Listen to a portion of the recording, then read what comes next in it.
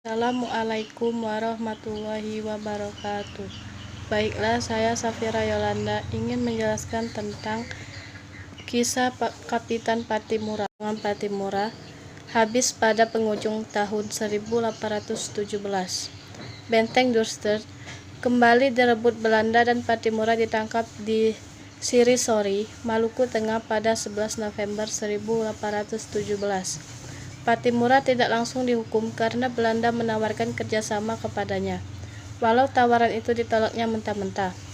Pada 16 Desember 1817, Patimura yang saat itu berusia 34 tahun bersama Antoni Ribuk, Philip Latumahina, dan Said Parinta dihukum gantung di depan benteng New Victoria, kota Ambon.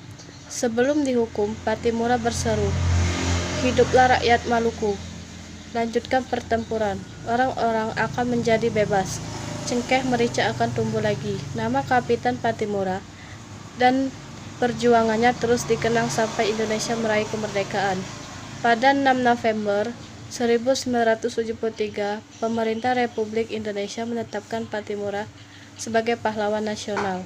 Sampai saat ini, Patimura masih bisa dijumpai mulai dari bentuk pecahan uang Rp1.000 terbitan tahun 2000, sebagai sebuah nama universitas, taman hingga patung yang berada di persimpangan Slamet Riyadi, Ambon.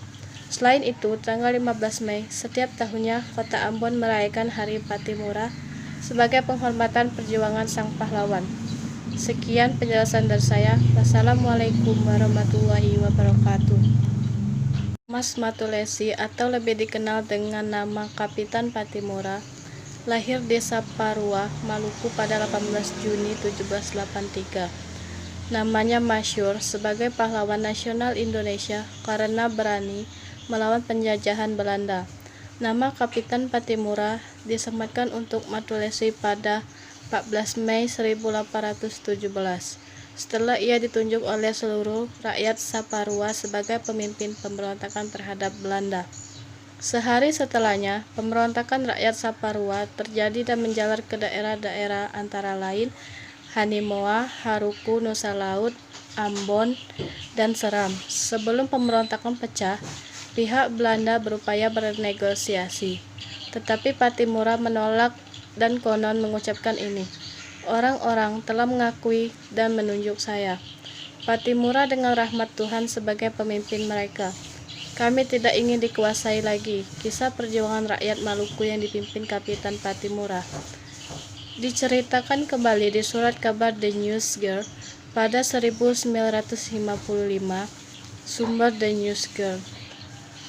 Di bawah kepemimpinan Kapitan Patimura, Benteng Dordrecht berhasil direbut dari tangan Belanda pada 16 Mei 1817. Seluruh tentara Belanda yang berada di benteng itu tewas, termasuk Residen van den Burg dan keluarganya kecuali satu anaknya yang dibiarkan berlari. Patimura berusaha mempertahankan benteng dari serbuan Belanda yang bergantian datang. Disebutkan dalam Patimura muda bangkit memenuhi tuntunan sejarah karya David Matulesi. Pasukan Belanda yang berkekuatan 200 tentara menyerbu pada 20 Mei 1817, tetapi luluh lantak dan hanya tersisa 30 orang saja yang selamat. Sayangnya pengkhianatan dari orang dalam membuat perjuangan Patimura habis pada penghujung tahun 1817. Benteng Dordrecht kembali direbut Belanda dan Patimura ditangkap di Sirisori, Maluku Tengah pada 11 November 1817. Patimura tidak langsung dihukum karena Belanda menawarkan kerjasama kepadanya, walau tawaran itu ditolaknya mentah-mentah. Pada 16 Desember 1817, Patimura yang saat itu berusia 34 tahun bersama Antoni Ribuk, Philip Latumahina, dan Said Parinta dihukum gantung di depan benteng New Victoria, kota Ambon.